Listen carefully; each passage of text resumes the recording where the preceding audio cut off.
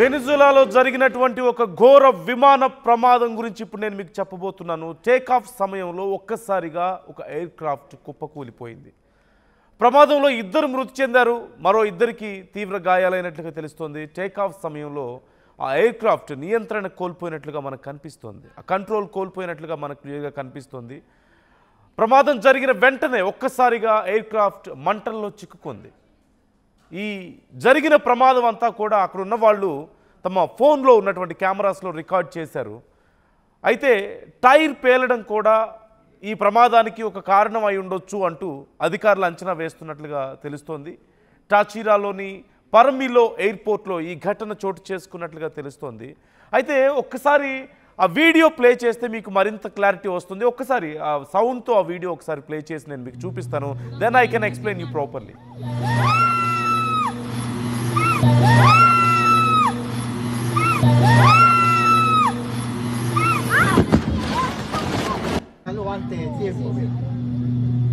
No quiere impresionar, no quiere impresionar.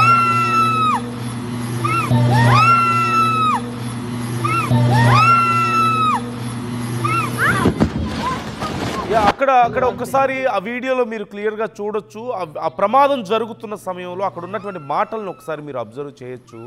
వాళ్ళని impress చేయాలని చెప్పేసి ట్రై చేస్తున్నాడు అతను, మనల్ని ఇంప్రెస్ చేయడానికి, ఎంటర్టైన్ చేయడానికి ట్రై చేస్తున్నాడు అంటూ ఆ వీడియో తీసిన వాళ్ళు మాట్లాడుకోవడాన్ని మీరు చూడొచ్చు. అక్కడ ఉన్న వాళ్ళు మీరు మాట్లాడుకోవడాన్ని మీరు చూడొచ్చు. అంటే అతను ఒక స్టంట్ చేసి చూపించాలనుకున్నాడు. ఎవరైతే ఆ పైలట్ ఉన్నాడో ఆ పైలట్ వాళ్ళకి స్టంట్స్ చేసి చూపించాలనుకున్నాడు. బట్ క్లియర్గా మనకి అక్కడ చూడొచ్చు, ఆ మొమెంటం అనేది మనకి క్లియర్గా అర్థమవుతుంది. ఆ ఫ్లైట్ టేక్ ఆఫ్ అయినటువంటి కొద్ది క్షణాల్లోనే అతను ఆ స్టంట్ చేయడానికి ప్రయత్నించాడు, అంటే రివర్స్ వెళ్ళడానికి ప్రయత్నించాడు ఆ ఫ్లైట్తో.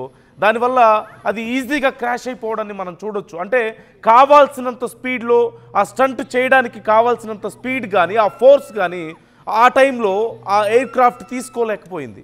మరి ఆ పైలట్ దాన్ని గెస్ చేయలేకపోయాడు, దాన్ని అంచనా వేయలేకపోయాడు.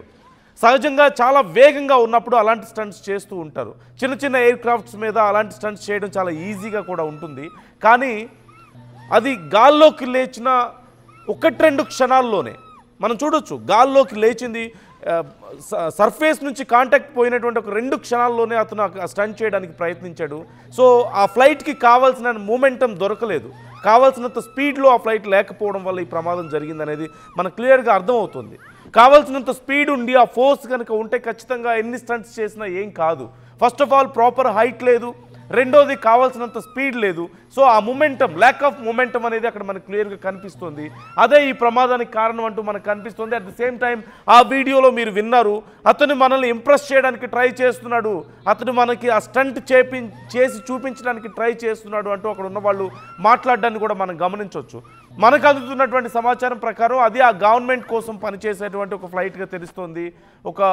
ఒక పేపర్ కంపెనీకి సంబంధించినటువంటి ఫ్లైట్గా తెలుస్తోంది. అయితే ఆ పైలట్ అక్కడ ఉన్నటువంటి ప్రేక్షకులకి అలా స్టంట్స్ చేసి చూపించాలని ట్రై చేశాడు. అక్కడ ఉన్న వాళ్ళు కూడా అదే మాట్లాడుకుంటున్నారు. కానీ అది ఎందుకని ఆ పైలట్, సహజంగా విమానాన్ని నడుపుతున్నారంటే ఖచ్చితంగా వాళ్ళకి ఒక అంచనా ఉంటుంది, దాని స్పీడ్ ఎంత వెళ్తుంది, ఎలాంటి స్పీడ్లో మనం ఎలాంటి స్టంట్స్ చేయగలుగుతాం, ఆ స్పీడ్ ఒక స్టంట్ చేయడానికి కావాల్సిన హైట్ ఉందా లేదా అనేది మినిమం నాలెడ్జ్ అనేది ఉంటుంది. కానీ ఎందుకని మరి ఆ పైలట్ అంత ఈజీగా తీసుకున్నాడా, అంచనా వేయలేకపోయాడా, కారణం ఏంటి అనేది మాత్రం మనం ఒకసారి కనిపెట్టడం కొంచెం కష్టంగానే ఉంది. ఎందుకంటే అంత వెంటనే ఆ ఫ్లైట్ని అలా టర్న్ చేయడం అనేది ఖచ్చితంగా చాలా డేంజరస్. కావాల్సినంత స్పీడ్ లేదు ఆ ఫ్లైట్లో. అది ఫ్లైట్ రివర్స్లో వెళ్ళి, అంటే ఒక టర్న్ తీసుకోవడానికి పూర్తిగా ఫ్లైట్ ఒక రొటేట్ అవ్వడానికి కావాల్సిన స్పీడ్ లేదు. రొటేట్ అయ్యి మళ్ళీ నార్మల్ కండిషన్కి వచ్చేంత స్పీడ్ కానీ అంత హైట్లో కానీ ఆ ఫ్లైట్ లేదు. ఒకవేళ హైట్ ఎక్కువ ఉంటే, అట్లీస్ట్ ఎక్కువ హైట్లో ఎగురుతున్నట్లయితే మేబీ వెంటనే రికవర్ అవ్వడానికి అవకాశం ఉండేదేమో ఫ్లైట్కి. కానీ అక్కడ అంత హైటు లేదు, అంత స్పీడు లేదు. దానివల్ల జరిగినటువంటి క్రాష్ మనం చూడవచ్చు. జస్ట్ ల్యాండ్ నుంచి కాంటాక్ట్ పోయిన కొద్ది క్షణాల్లోనే ప్రమాదం జరిగింది. ఆ ప్రమాదంలో ఇద్దరు ప్రాణాలు కోల్పోయినట్లుగా మనకు తెలుస్తోంది. ఇద్దరు పైలట్స్ ఉన్నారు లోపల, ఇద్దరు కూడా ప్రాణాలు కోల్పోయినట్లుగా మనకు తెలుస్తోంది. ఇట్స్ ఎ కమర్షియల్ జెట్, అది మనకి క్లియర్గా తెలుస్తుంది. కమర్షియల్ ఫ్లైట్, అది చిన్న ఫ్లైట్, చాలా చిన్న సైజులో ఉంటుంది. చిన్న చిన్న స్టంట్స్ చేయడానికి చాలా ఈజీగా ఉంటుంది. ఇలాంటి ప్రమాదాలు గతంలో అనేకం చూసాం మనం. చాలా గతంలో కొన్ని ప్రాక్టీస్ టైంలో జరుగుతూ ఉంటాయి. ఇండియాలో కూడా కొన్ని జరిగాయి. ముఖ్యంగా మనం మీకు గుర్తుంటే పాకిస్తాన్లో జరిగినటువంటి ఒక ఫ్లైట్ యాక్సిడెంట్ కూడా మీరు చూడొచ్చు. ఇలాగే ఒకసారి స్టంట్ చేయడానికి ప్రయత్నించి అక్కడ ఉన్నటువంటి గెస్ట్ల మీద ల్యాండ్ చేశాడు అక్కడ ఉన్నటువంటి పైలట్. డైరెక్ట్గా ఫ్లైట్ తీసుకొచ్చి గెస్ట్ల మీద ఒకరు ల్యాండ్ చేస్తే మరొకరేమో డైరెక్ట్గా పారాచూట్తో గెస్ట్ల మీద ల్యాండ్ అయినటువంటి పరిస్థితి కూడా మీరు చూశారు, పారాగ్లైడింగ్ చేస్తూ. సో ఇలాంటి ప్రమాదాలు జరగడం అనేది సహజం అయినప్పటికీ ఇది మాత్రం ఖచ్చితంగా జస్ట్ బికాస్ ఆఫ్ రెక్లెస్నెస్, కేవలం ఒక నిర్లక్ష్యం వల్ల చోటు చేసుకున్నటువంటి ప్రమాదం.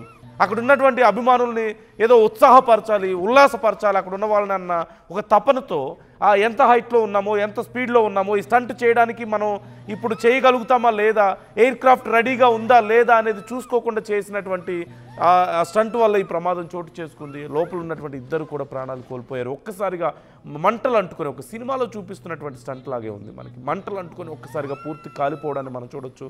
ఆ తర్వాత రైట్ సైడ్ ఉన్నటువంటి ఫోటోల్లో మీరు చూస్తున్నారు, అగ్నిమాపక సిబ్బంది అక్కడికి వచ్చారు, అప్పటికే ఫైర్ సిబ్బంది అక్కడికి వచ్చారు. వెంటనే వాళ్ళు ఆ మంటలు ఆర్పుతున్నటువంటి ఫోటోను కూడా మీరు చూస్తున్నారు. పూర్తిగా కాలిపోయినటువంటి ఎయిర్ క్రాఫ్ట్ని మీరు అక్కడ క్లియర్గా చూడొచ్చు. పూర్తిగా కాలిపోయింది అక్కడ, ఇక ఏం మిగలదు. ఖచ్చితంగా లోపల ఉన్న వాళ్ళు బయటకు వచ్చే అవకాశం కానీ, అట్లీస్ట్ ఫైటర్ జెట్స్లో అయితే ఇజెక్ట్ అవ్వడానికి అవకాశం ఉంటుంది. అంటే ఇక ఎయిర్ క్రాఫ్ట్ కూలిపోతుంది అన్నప్పుడు, లేదంటే బ్లాస్ట్ అయిపోతుంది అన్నప్పుడు ఇజెక్ట్ ఆప్షన్ ఉంటుంది. అంటే వాళ్ళు ఒక్కసారిగా వాళ్ళ సీట్ గాల్లోకి ఎగిరిపోతుంది, పైన డోర్ ఓపెన్ అయిపోయి వెంటనే వాళ్ళు పారాచూట్ సాయంతో కిందకు దిగుతారు.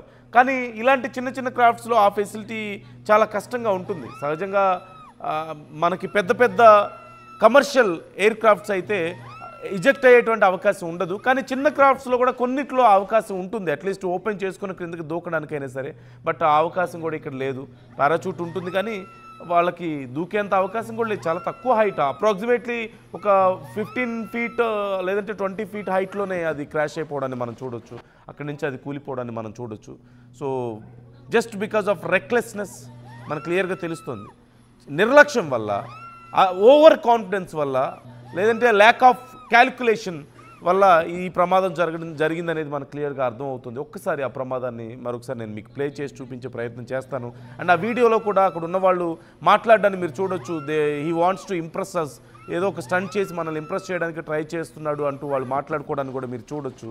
కేవలం ఒక స్టంట్ చేసి అక్కడ వాళ్ళని ఇంప్రెస్ చేయడానికి ప్రయత్నించాడు కానీ ప్రాపర్ క్యాలిక్యులేషన్ లేకపోవడం వల్ల చివరికి ప్రాణాలు కోల్పోయినటువంటి పరిస్థితి. పూర్తిగా ఎయిర్ క్రాఫ్ట్ అంతా కూడా తగలబడిపోవడాన్ని మనం చూడొచ్చు. ఒకసారి ఆ వీడియో క్లియర్గా ప్లే చేయండి. Nos quiere impresionar, nos quiere impresionar.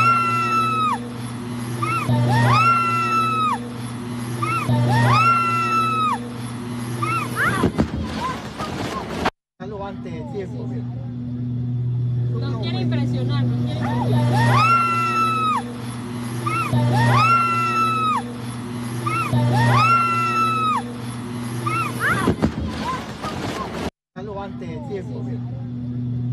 Nos quiere impresionar, nos quiere impresionar.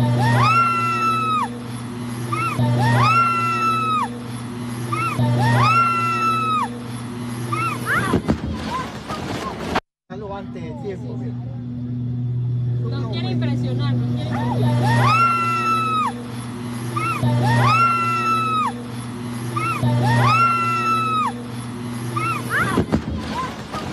అసలైన తొలి వెలుగు. ఫాలో వాట్సాప్ @తొలి వెలుగు official.